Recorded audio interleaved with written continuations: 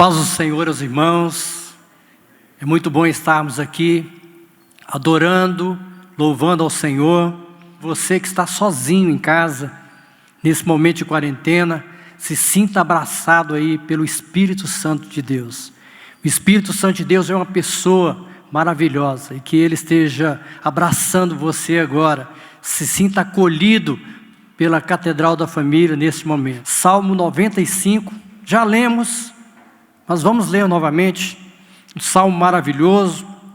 Cantamos várias canções nessa manhã de exaltação, de adoração ao Senhor, dentro desse contexto. E vimos o quanto é grande o nosso Deus, quanto Ele é maravilhoso em todas as circunstâncias da nossa vida. Esteja você bem, Ele está ali te abençoando. Esteja você mal, Ele está com a sua mão sobre a sua vida para te abençoar. Ele é Deus em toda circunstância da nossa vida. E por isso nós o adoramos. E por isso nós o reverenciamos com a glória que é devida ao seu nome. Amém, amados? Eu fiquei feliz de ser contemplado com essa lição, uma lição de adoração, de louvor ao Senhor. Eu amo os salmos. Eu comecei a orar nos salmos, porque quando eu me converti aos 17 anos, não tinha a mínima noção de oração. Então eu pegava os salmos e começava a declará-los, a recitá-los em voz alta, e aquilo entrava no meu coração. E aí então eu comecei a orar, e o Espírito foi gerando esse sentimento de oração, de reverência, de adoração, de louvor ao Senhor. Então Salmos é um livro maravilhoso, não é apenas um livro poético, mas é um livro que nos ensina também muitas coisas. Abra sua Bíblia então, Salmo 95. Vinde, cantemos ao Senhor com júbilo, celebremos o rochedo da nossa salvação, saiamos ao seu encontro com ações de graças, vitoriemo-lo com salmos, porque o Senhor é o Deus supremo e o grande Rei acima de todos os deuses. Nas suas mãos estão as profundezas da terra, e as alturas dos montes lhe pertencem. Dele é o mar, pois ele o fez, obra de suas mãos os continentes. Vinde, adoremos e prostremo-nos, ajoelhemos diante do Senhor que nos criou. Ele é o nosso Deus, e nós, o povo do seu pasto e ovelhas de sua mão. Hoje, se ouvirdes a sua voz, não endureçais o vosso coração como em Meribá, como no dia de Massá, no deserto, quando vossos pais me tentaram, pondo-me à prova, não obstante terem visto as minhas obras. Durante 40 anos estive desgostoso com esta geração e disse: é povo de coração transviado, não conhece os meus caminhos. Por isso jurei na minha ira, não entrarão no meu descanso. O Salmo 95 é um salmo de convite a adorar a memória dos grandes feitos do Senhor. Mas a principal razão da nossa adoração, ela está no que Ele é. Quem é Deus para você? Quando você lê a palavra, você tem uma noção de quem é Deus. E nós cantamos nesta manhã que Ele é o Criador. Ele criou todas as coisas, então Ele é o Criador. Ele criou céus e terra. E Ele não apenas criou, mas a palavra diz que Ele mantém a sua criação.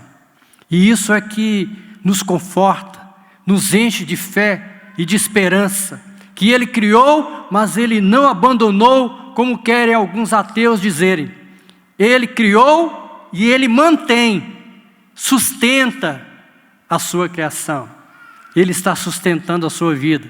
E mesmo em tempo de dificuldade, como nunca passamos antes, Ele está sustentando a sua vida. Ele está mantendo, sustentando, protegendo a sua criação, especialmente aqueles aos quais Ele criou a sua imagem e semelhança, porque Ele é Deus. Amém? Ele é soberano. Às vezes não compreendemos plenamente a soberania de Deus. Às vezes não entendemos porque um Deus tão grande e poderoso permite que determinadas coisas aconteçam.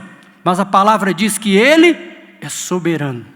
E se Ele é soberano, Ele sabe o que está fazendo e tudo está na sua direção, no seu controle.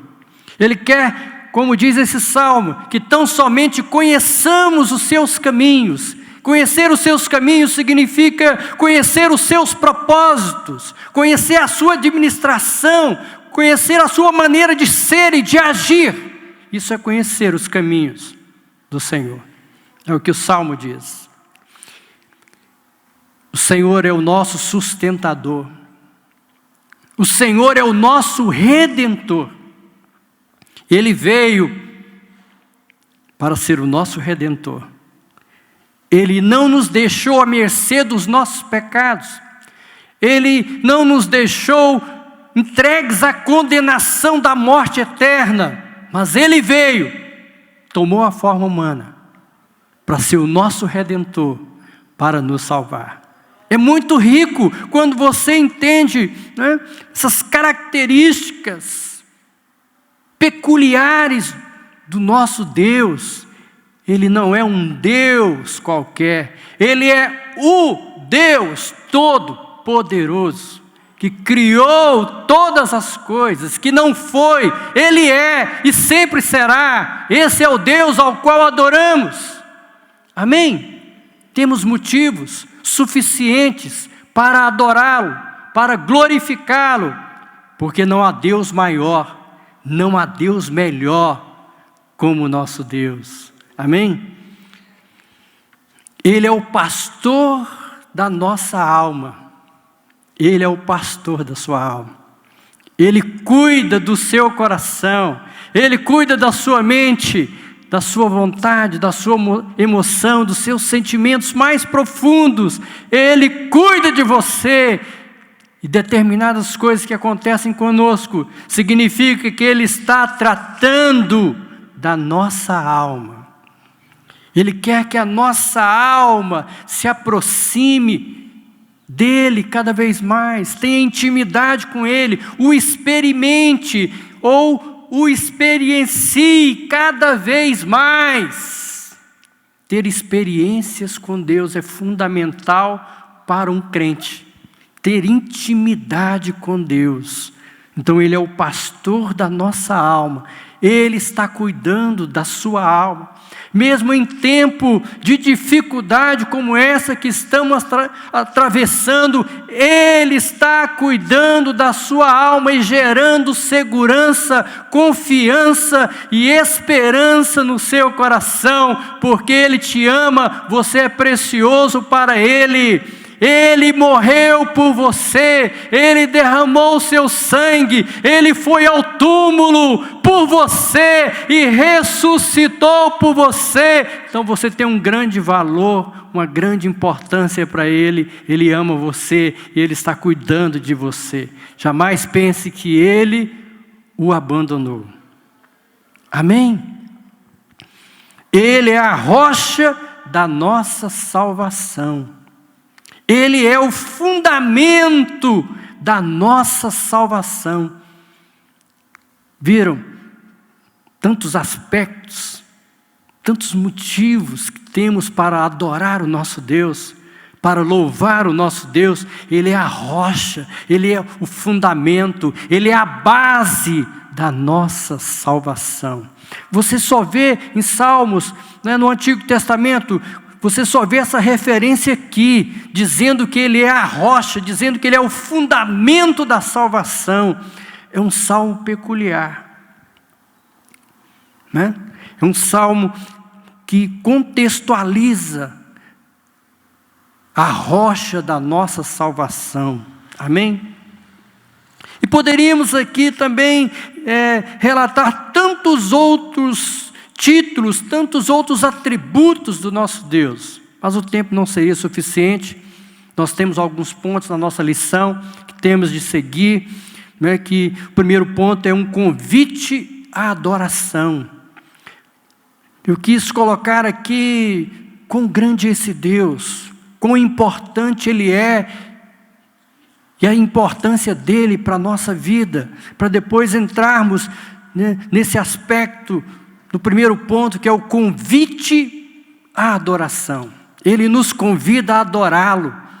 E nós o adoramos, não apenas pelo que Ele faz, pelos seus grandes feitos, como lemos aqui no início do Salmo, mas nós o adoramos, principalmente ou essencialmente, pelo que Ele é.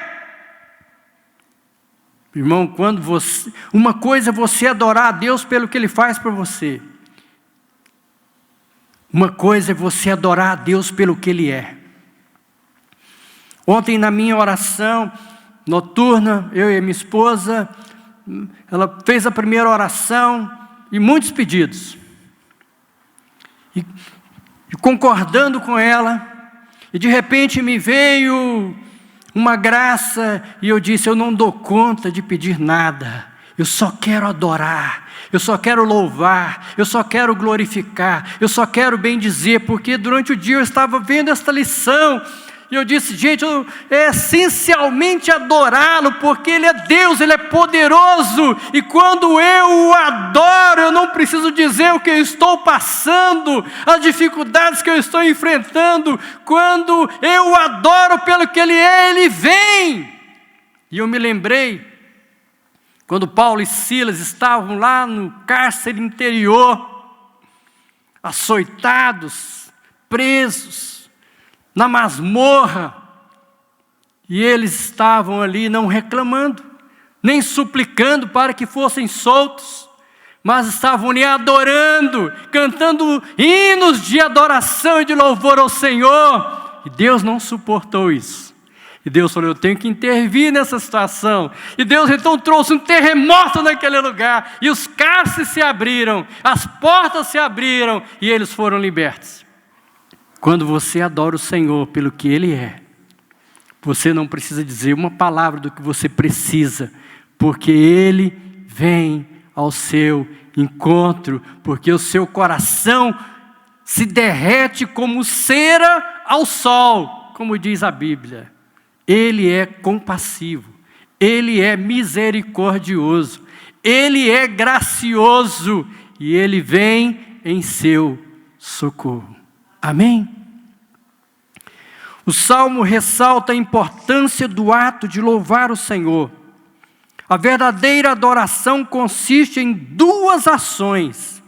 A verdadeira adoração, ela consiste em duas ações. Primeiro, ir ao Altíssimo.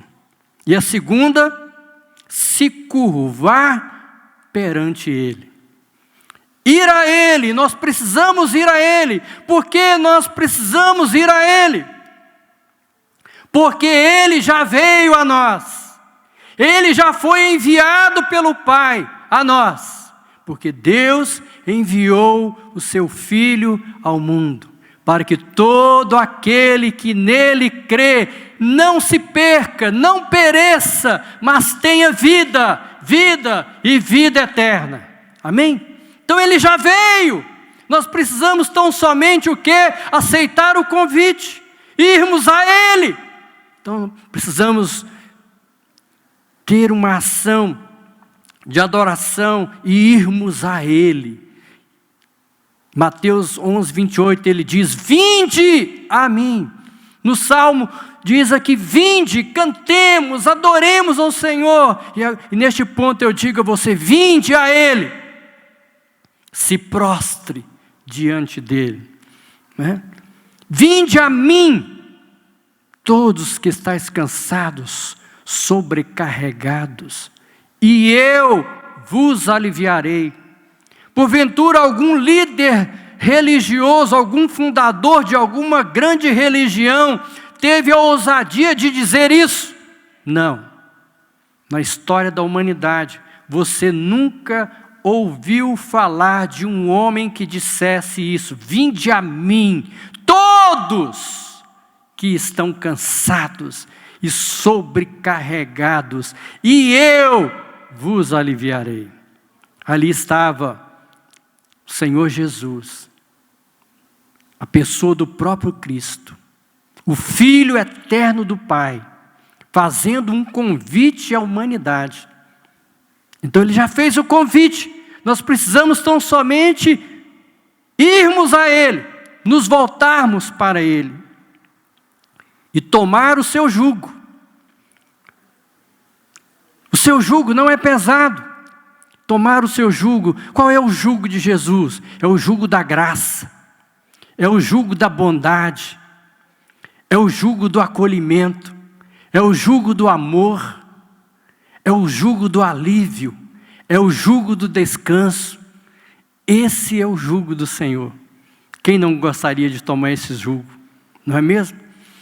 Então esse é o grande convite que o Senhor faz a nós. Deus está acima de todos os deuses.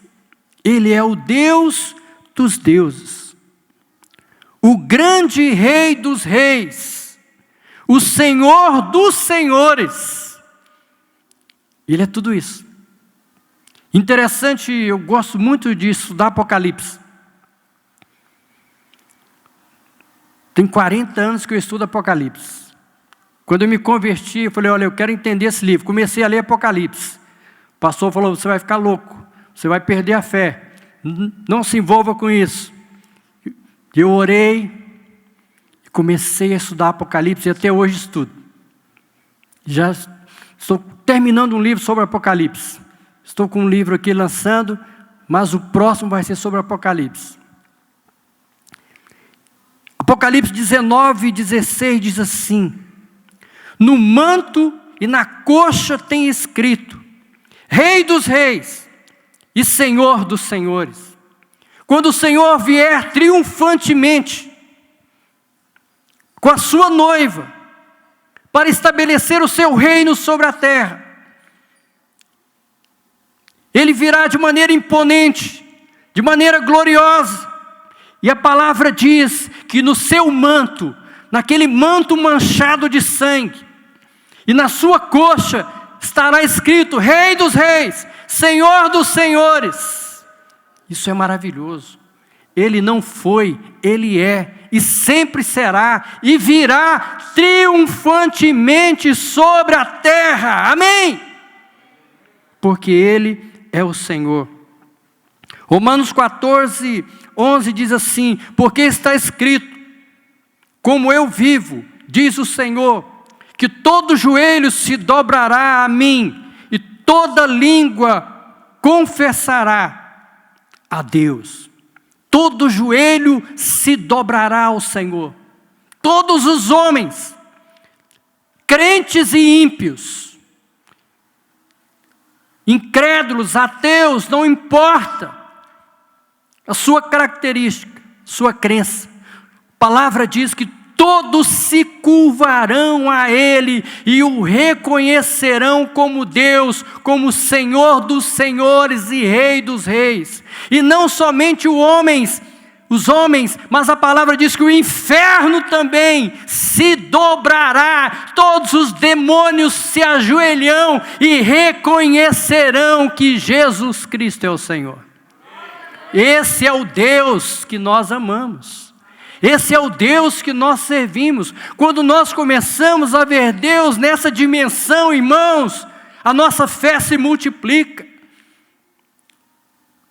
A fé vem pelo ouvir e ouvir a palavra de Deus. À medida que temos conhecimento de Deus, a fé se torna sempre crescente no nosso coração. Amém? Devemos nos afastar de tudo que possa tomar o lugar de Deus. Então, se Ele é, porque Ele é este Deus supremo, poderoso, capaz, suficiente, porque Ele é, nós devemos nos afastar de tudo aquilo que possa tomar a posição dele na nossa vida, o lugar dele na nossa vida. Qual o lugar que Deus tem na minha vida? Faço a pergunta para mim primeiro. E qual o lugar que Deus tem na sua vida? Ele tem a primazia, Ele tem o primeiro lugar na sua vida. Você é capaz de se levantar pela manhã e agradecer a Ele pela vida? Ou você pega o celular e vai ver quem enviou mensagem para você na madrugada? Qual é a sua prioridade? São pequenas coisas que revelam para o nosso coração qual é a prioridade que Deus tem na nossa vida. Pequenas coisas, irmãos. Pequenos atos. Às vezes as pessoas, elas colocam em primeiro lugar na sua vida os filhos, veneram os ídolos, não é? Os líderes veneram líderes, veneram cantores, pregadores, deixam de vir a uma reunião da igreja para ouvir um pregador de sua preferência no YouTube, ao vivo. Qual é a nossa preferência? É o Senhor? É essa comunhão aqui, esse relacionamento? Irmãos, eu não sou pós-moderno. Eu sou do século passado, eu sou do milênio passado, a minha formação teológica é do passado, tudo é do passado, mas tudo está no presente, no sentido de preservar as veredas antigas, no sentido de preservar os verdadeiros valores da fé. E eu não abro mão da comunhão da igreja, eu não abro mão de um culto como este, presencial, onde você adora, levanta suas mãos, onde você ouve a palavra de Deus, onde você é envolvido por esse ambiente espiritual, onde a ação do Espírito Santo está se movendo aqui, onde o Senhor promete na sua palavra estar presente quando estivermos reunidos presencialmente no seu nome. O Senhor está presente quando você e eu estamos presencialmente reunidos no seu nome. Há muitas coisas na palavra que elas se atualizam, que elas se modernizam, que elas se adaptam aos tempos, mas esse aspecto da congregação, esse aspecto da reunião da igreja, de se congregar para orar, para louvar, para ouvir a palavra, esse aspecto não muda. O nosso Deus nesse aspecto não muda. Ele se faz presente quando você presencialmente está reunido em nome dEle. Disto eu não abro mão. Amém? Porque é real, é uma realidade na nossa vida. Qual é a verdadeira adoração? É o nosso segundo ponto. Qual é a verdadeira adoração? O Senhor disse: esse povo honra-me com os lábios, mas o seu coração está distante de mim. É muito grave quando Deus tem essa concepção a nosso respeito. Honrarmos com os lábios. Eu estou cantando porque todos estamos cantando. Eu estou levantando as mãos porque eu vi o pastor Salmo levantar as mãos hoje. Então eu vou adorar com as minhas mãos levantadas. Eu passo a ter determinadas referências no culto. Para adorar, para louvar, eu começo a praticar determinados rituais no culto. Isso não é adoração. Adoração é quando você se rende totalmente a Deus. É quando você abre o seu coração. Quando você permite Deus penetrar no mais profundo do seu ser e extrair daí o verdadeiro adorador. Amém? Amém, amados? Adoração vai além da participação de um culto. Não é pelo fato de que saímos de nossa casa e viemos e participamos nesta manhã deste culto, é que já cumprimos a nossa parte devocional, cultual. Não. Nós viemos aqui para adorar. Não depende de um ritual. Vai além da participação do nosso culto. É chegar aqui, erguer as mãos verdadeiramente com o coração agradecido, engrandecendo o nome do Senhor, exaltando o nome do Senhor. É deixar que o seu espírito toque em Deus. Tem gente que vem para o culto e espera que a sua alma toque em Deus. Hoje o louvor não está afinado. Quem não consegue adorar, ele consegue perceber determinadas coisas que acontecem no culto. Algumas falhas que ocorrem na adoração. Os instrumentistas hoje não estão afinados, não estão alinhados. Provavelmente são novatos. Provavelmente não ensaiaram, não se prepararam.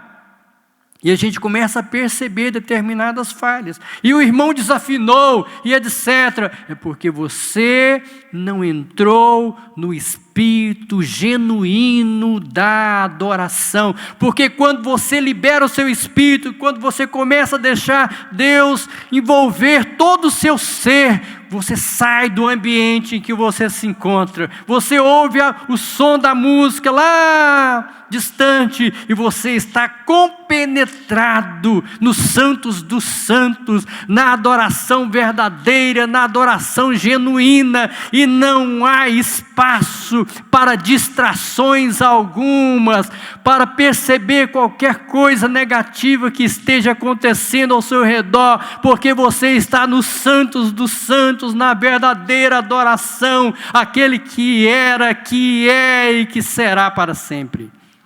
Amém? Irmãos, isso é tão profundo, é tão extraordinário. Nós precisamos o quê? Ter um coração cristocêntrico, um coração voltado absolutamente para Cristo, um coração cujo centro seja verdadeiramente o Cristo de Deus. Amém, amados? Deus está querendo algo novo de nós nesses dias. Deus quer quebrar toda a religiosidade do nosso coração, toda maneira negligente com que nós servíamos, até então. Essa pandemia veio o quê? Para nos despertar também no aspecto espiritual, fazer uma reavaliação, não só do nosso viver diário, cotidiano, mas fazermos uma reavaliação da nossa fé, da nossa maneira cultual ao Senhor. Amém? Prostrar-se, humilhar-se e viver na prática da palavra. Amém? Como entender o que seja adoração? Como entender melhor o que seja adoração? Eu coloquei algumas coisas, parece que elas não ficaram muito práticas para você, o que eu coloquei até aqui. E eu acho necessário então acrescentar algumas coisas. Então, como entender o que seja adoração? Primeira coisa, está na revista.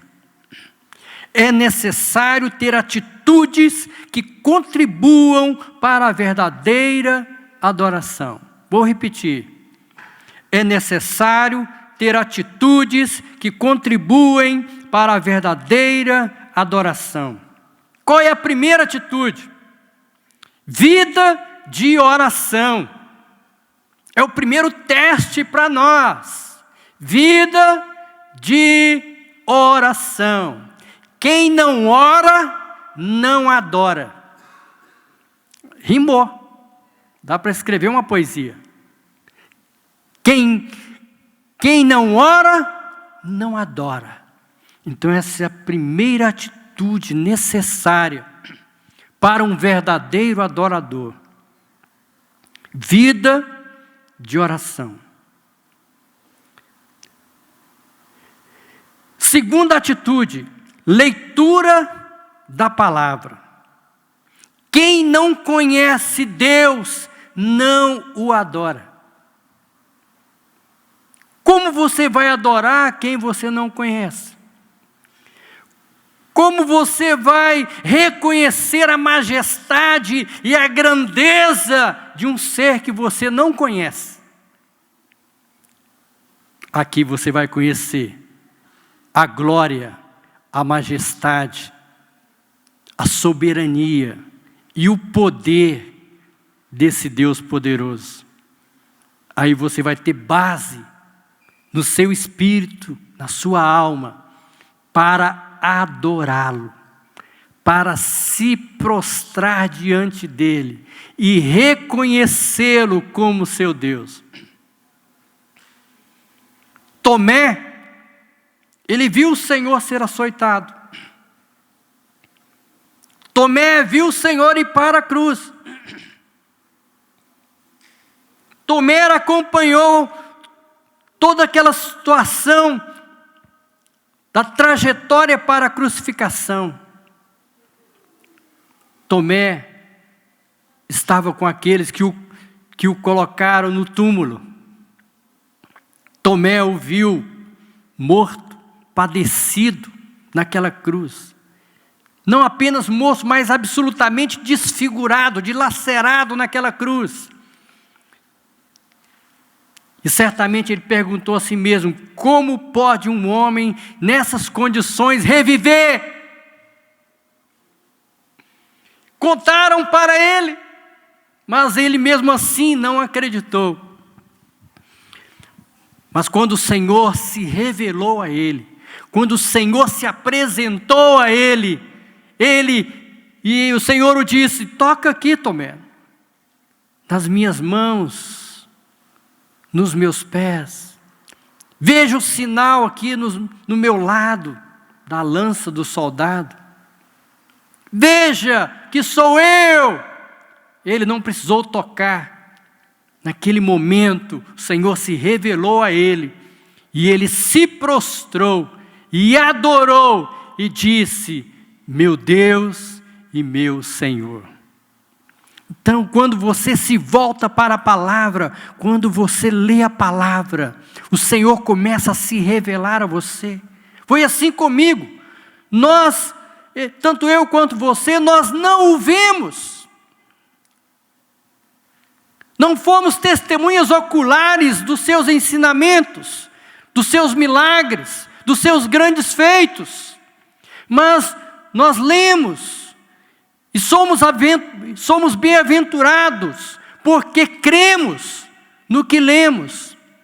E o que lemos gerou vida em nós, e vida eterna. E essa vida entrou em nós. E essa vida está presente em nós, e essa vida nos movimenta, essa vida, ela movimenta a nossa fé, essa vida nos faz estar aqui, essa vida nos faz dar a vida pelo próprio Senhor. Eu estava acomodado, fiquei acomodado por 20 dias lá em Anicuns. A quarentena veio, e nós ficamos ali acomodados, enclausurados. Corríamos aos supermercados e voltávamos para casa. Aí um dia o pastor Salmo liga, pediu o pastor Rui para ligar, em nome dele. Pastor Paulo, vem para cá nos ajudar. Eu falei: Senhor, eis-me aqui. Enquanto eu podia estar aqui como Elias lá dentro da caverna, eu estava, né? Mas agora fui convocado. É hora de sair. E que o Senhor seja comigo. Que a tua graça seja comigo. Se for para viver, glória o teu nome. Se for para morrer, glória o teu nome. Estamos aqui, prontos para servir o Senhor e o teu rebanho. E viemos nessa fé. Amém? Estamos aqui. Pastor Salmo nem sabe disso, né, pastor? Estamos aqui servindo ao Senhor todos os dias, orando pelas pessoas. Essa semana recebi uma ligação da França. Uma pessoa lá da França ligou, desesperada. E nós oramos por ela. Então, a gente se sente gratificado de poder ser útil ao Senhor, de poder abençoar vidas, e não nos acovardarmos, mesmo diante das maiores lutas, mesmo diante dos inimigos que desconhecemos.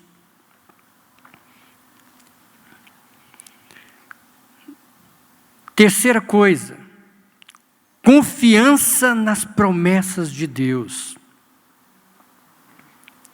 Confiar nas promessas de Deus. É isso que o Salmo diz.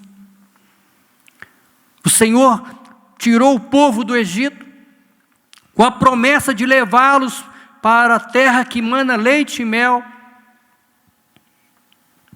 Mas havia uma trajetória pelo deserto, uma trajetória espinhosa, complexa porque, imagine você, quase 3 milhões de pessoas no deserto, precisando se alimentar, precisando de água, no deserto. Uma jornada difícil, com milhares de gado, um rebanho enorme, suas propriedades, toda a riqueza que tiraram do Egito, e eles estavam ali naquela peregrinação pelo deserto em direção à promessa de Deus, em direção a Canaã. Mas eles tinham que crer nas promessas de Deus. E quando faltou água, eles se desesperaram e disseram a Moisés: olha, você poderia ter nos deixado no Egito. Lá nós temos o rio Nilo, temos água em abundância no Egito, temos comida em abundância no Egito, lá não nos faltava nada, e agora você nos trouxe para morrer nesse deserto. Confiança nas promessas de Deus. Ele nunca vai te deixar perecer no deserto. Ele nunca vai te deixar perecer na sua peregrinação com Ele. Ele se compromete com você. Ele é o seu Deus, Ele é o sustentador, Ele é o que faz cair carne do céu, Ele é o que faz descer pão do céu, Ele é o que faz jorrar água de uma rocha como um rio. E foi assim que Ele fez, porque Ele que sustenta o seu povo. Não sabemos como será, de onde virá, como acontecerá, mas um fato nós temos convicção no nosso coração: Ele é Deus e vai agir como Deus. Entendeu? Diante das circunstâncias que nós estamos vivendo, eu não gosto de mencionar muito, porque quando você está voltado para a palavra de Deus, você não se preocupa com o que está ao seu redor. Você não se atemoriza com o que está ao seu redor. Logicamente não significa negligenciar, né? Logicamente não significa tomar todos os cuidados necessários que estamos tomando, mas significa não ter temor, não se apavorar diante de tal situação, diante de tais circunstâncias. Amém? Confiar na palavra do Senhor. Obediência, quarta atitude que o cristão deve ter, que um adorador deve ter: obediência à palavra de Deus. Obediência à palavra de Deus. E obediência à palavra de Deus, às vezes, pode custar um preço alto para nós. Nos submetermos a essa palavra e sermos obedientes a essa palavra, isso pode custar um preço alto. Isso pode custar a nossa própria vida, ou pode ser um teste para a nossa própria vida. Na hora que eu estava preparando essa palavra, eu me lembrei, o Espírito Santo me trouxe à mente Sadraque, Mesaque e Abidnego. Sabe o que ele disse? O que eles disseram diante da maior afronta que um crente pode ter? Um judeu jamais se curvaria diante de um ídolo. Nabucodonosor faz uma imagem de 15 metros de altura e exige que todos do seu reino adorem aquele ídolo.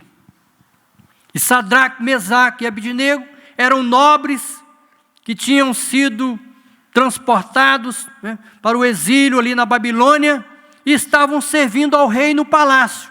Eram pessoas de evidência ali e obviamente observados por todos, porque serviam a um Deus que não se vê. E eles então estavam sendo testados neste momento. Sabe qual foi a resposta deles? Ó Nabucodonosor, não precisamos nos defender. Meu irmão, você não precisa se defender. Você não precisa tentar se esquivar de determinadas situações. O Senhor está cuidando de você. Você é precioso para Ele. Pastor Renan, Deus está cuidando de você. Senti no meu coração de direcionar essa palavra a você. Nem sei se você está aí ouvindo, mas senti no meu coração de direcionar você. Deus está cuidando de você. Deus está cuidando da sua casa, pastor Renan. E Deus está cuidando de você, que está aqui. Está cuidando de você que está aí nos ouvindo. Deus está cuidando de você. Ó Nabucodonosor, não precisamos nos defender. Se formos atirados na fornalha, o Deus a quem adoramos pode nos livrar. Se formos lançados à fornalha, o nosso Deus pode nos livrar. E ele continua dizendo, porém, se ele não nos livrar, saiba, ó rei, que não prestaremos culto aos seus ídolos, ainda que sejamos condenados à morte, não prestaremos culto. Sabe o que é isso, irmão? Convicção de fé. Sabe o que é isso? Conhecimento de Deus. Sabe o que é isso? Intimidade com Deus. Sabe o que é isso? Sadraque, Mesaque e Abednego oravam continuamente, juntamente com Daniel, e eles tinham intimidade com Deus. Nós só somos ousados, destemidos, valentes, quando nós temos todas essas características, quando nós temos intimidade com o nosso Deus. É preciso estar atento à palavra de Deus. Enquanto adora, o povo de Deus deve manter atenção às advertências e aos alertas de Deus, para não incorrer nos erros do passado. Neste salmo lindo, maravilhoso, você vê aqui que Deus faz uma advertência. Ele faz uma advertência, olha, quando vocês ouvirem a minha voz, não endureçais o vosso coração, como aconteceu lá no deserto, quando vocês estavam peregrinando no deserto, sob a liderança de Moisés, e vocês pediram água, e vocês blasfemaram, vocês murmuraram, vocês reclamaram, vocês não creram, foram incrédulos, foram céticos à minha palavra, às minhas promessas. Olha, tenham cuidado durante a trajetória de vida cristã, durante a trajetória de vida de adoração, tenham cuidado para que em algum momento de suas vidas não tenhais coração endurecido, coração incrédulo, coração que não se rende, coração que não confia nas promessas do Senhor. É isso que o salmista está dizendo aqui. Se hoje ouvides a sua voz, não endureçais o vosso coração, como em Meribá. Meribá significa ter um espírito amargo, ter um espírito cético, quer dizer, um espírito cheio de dúvidas, um espírito cheio de incredulidade. Meu irmão, na nossa vida cristã, nós temos de crer e continuar crendo no Senhor, temos que perseverar e continuar perseverando no Senhor, olharmos firmemente para o alvo, para Cristo, para o autor e consumador da nossa fé, independentemente das circunstâncias que estejamos vivendo. Amém? É isso que ele está dizendo aqui. Não ter dúvidas, não ter um espírito amargo. Amém? Massá significa provação, teste. Ele diz aqui em Meribá e Massá.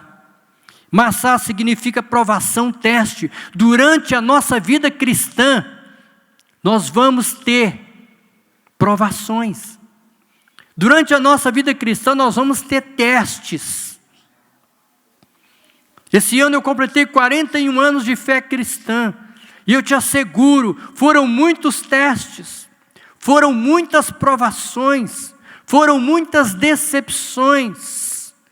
Houve momentos que eu passei, eu sempre preguei sobre o Salmo 23. Senhor, quando eu passar pelo vale da sombra da morte, o Senhor estará comigo. Preguei isso muitas vezes, mas ainda não havia experienciado, ainda não havia vivenciado essa realidade, mas num determinado dia da minha vida, eu vivenciei essa realidade. Eu fui acometido por uma bactéria, e fui várias vezes aos médicos, aos hospitais, fiz vários exames, e ninguém descobriu o que era, e eu estava em casa, morrendo e padecendo. E o Senhor enviou um anjo ao meu quarto, 2h da tarde. E eu estava com os olhos fechados e vendo aquele anjo. E de repente eu abri os olhos e continuava vendo o anjo da mesma forma. Aí eu fechava de novo, abria e continuava vendo o anjo. E ele me disse: o Senhor me enviou aqui para tirar essa bactéria da sua vida. Porque o Senhor ainda tem um propósito na sua vida. A sua hora ainda não chegou, e eu vou levar essa bactéria agora, ela não vai te matar. E vou te dizer outra coisa, você vai demorar algum tempo para se recuperar, porque o mal que te acometeu foi para a morte, mas fique firme, porque Deus conta com você. Meus irmãos, esse foi o momento mais marcante em toda a minha vida cristã. Foi o momento mais marcante da minha história. E você não imagina o quanto eu sou grato a Deus por estar aqui. Não pelo privilégio de estar aqui falando a você. É de lembrar que eu poderia ter sido ceifado por aquela bactéria, mas que Deus ainda precisava de mim para levar a sua palavra, para poder estar aqui pregando a você que está me ouvindo agora e você que está me ouvindo pela internet. Deus é Deus. Amém?